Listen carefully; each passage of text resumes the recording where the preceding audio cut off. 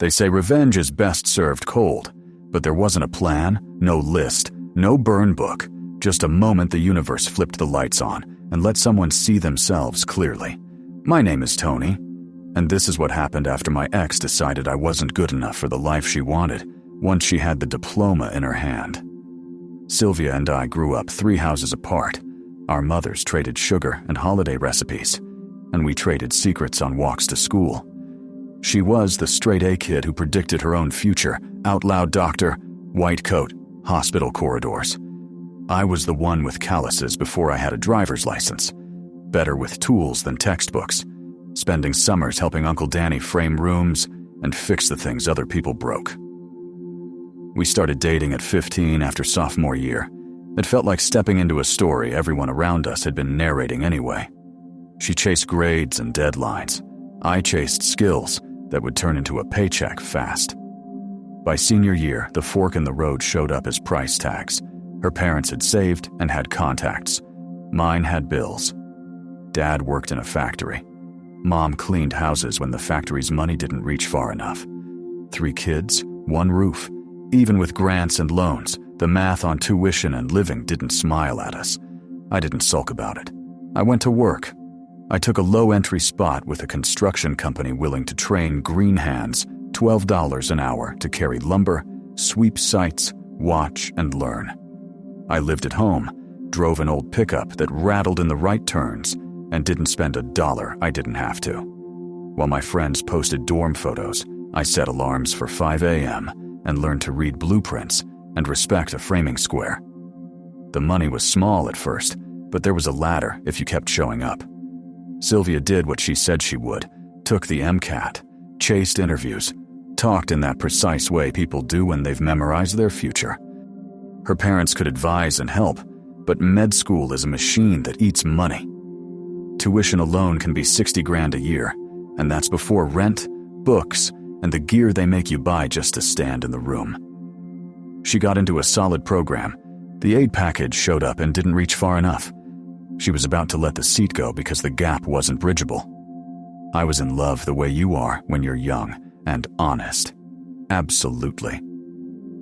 I had been saving toward a small dream, buy my own tools, a decent work truck, licenses, startup cash, and roll out on my own jobs. By med school standards, it was pocket change. By my standards, it was everything I'd pulled together since high school. I put it all on her. It felt obvious then. What's money compared to the person you plan to build a life with? It started with rent and groceries and books, and then grew teeth private loans she couldn't qualify for without a cosigner, limits already hit on her parents' credit. I signed on lines that turned into tens of thousands in liability, with my name attached if she couldn't pay later. It was a lot for a kid in steel-toe boots, but love makes the future look like a shared bank account. She promised forever more than once. I believed her like it was a contract. For 4 years, I lived like minimalism was a religion, overtime whenever it was offered. Side jobs on weekends, same old truck, same work jeans until the knees gave out. Every extra dollar marched toward her tuition, her rent, her food, her exams. She graduated. I was proud in a way that fills your chest and quiets your head. We'd made it, I thought. Time to finally build the life all those sacrifices were supposed to buy. Her parents hosted the celebration the weekend after the ceremony. Family flew in. Classmates toasted. A house full of doctor in every sentence.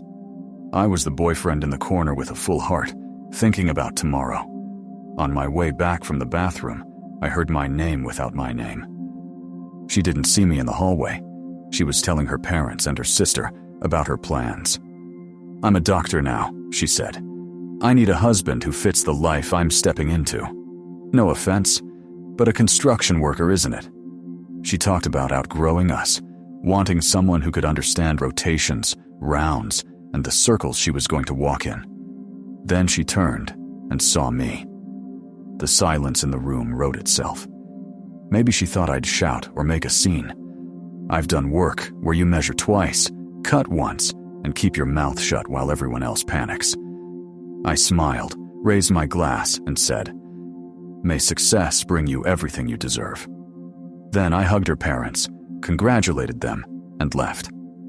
She didn't call, didn't text, didn't try to spin what I'd heard into a misunderstanding or soften the landing. It was like the relationship ended in that sentence, and she decided silence would handle the paperwork. It still hurt. A week later, my phone rang from a number that wasn't hers.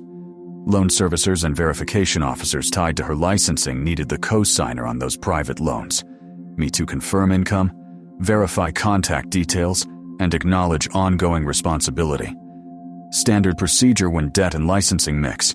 The board wants clean proofs, the servicers want boxes ticked, and everybody wants to know nothing's about to blow up. I didn't rush to help. Legally, my name on those notes still meant something regardless of our status. But nowhere did it say I had to sprint just because someone else had a deadline. Her texts arrived first like nothing had happened. "Hey, I think you got a call about my paperwork. Can you get back to them when you have a minute?" Then another. "It's urgent.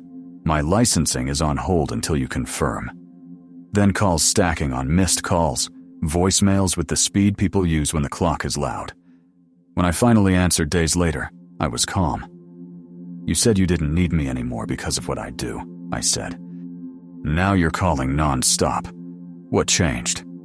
She tried to rewrite the party scene as a joke, a misunderstanding, anything but what it was. She needed me to confirm to the servicer so the board would clear her because the timeline was slipping and her residency seat doesn't hold forever if your paperwork is wrong. I told her I would be happy to confirm once we had a written agreement for her to repay me everything I had spent over 4 years. Rent, living, tuition help, and all with reasonable interest on a schedule in a legal document. Desperation makes people practical. She agreed, probably figuring a doctor's salary could carry the plan once she was in. I hired a lawyer. We assembled numbers. Every transfer, every check, every month I'd stepped up, rolled it with a fair rate, and drafted a payment schedule with teeth. She signed. She didn't read the part that wasn't there. Nowhere did it say I was required to help with her verification in exchange. We had 2 separate realities, a repayment contract she owed, and a servicer who wanted me on the phone. After she signed, I went quiet again and let the verification deadlines pass. The messages turned from pleading to angry names, accusations, the kind of words people use when they recognize the corner they painted themselves into. I didn't answer. Months later, when the first payment date arrived, my lawyer filed to enforce. She argued in court that I hadn't held up my side of the bargain, that the spirit of the deal was tied to licensing help. The agreement said what it said. It didn't say that. We had airtight pages, dates, amounts, a schedule, and consequences. The court ordered her to pay as agreed. Default would open doors she wouldn't want: open wage garnishment, frozen accounts, liens. She complied because the alternative was losing everything she'd pushed me aside to reach. Here's what all this taught me, beyond the obvious. Don't finance someone else's future if they treat you like a placeholder. Actions echo, and people who believe they can use you and then just walk away often learn that money and signatures have a longer half-life than feelings. I'm back on the path I paused, moving toward my own construction business, this time with repayments, funding the tools and the truck and the licenses I shelved for a dream that wasn't mine. I'm not bitter. I'm grateful for the spine I found and the math I learned. Character outruns credentials every time. The work she looked down on gave me skills, discipline, and a way forward she can't take. Sometimes the best revenge is no revenge, just living well, while the consequences other people wrote for themselves arrive on schedule. Those phone calls that started all this taught us both something. You don't erase people just because they're no longer convenient, especially when your signature sits next to theirs.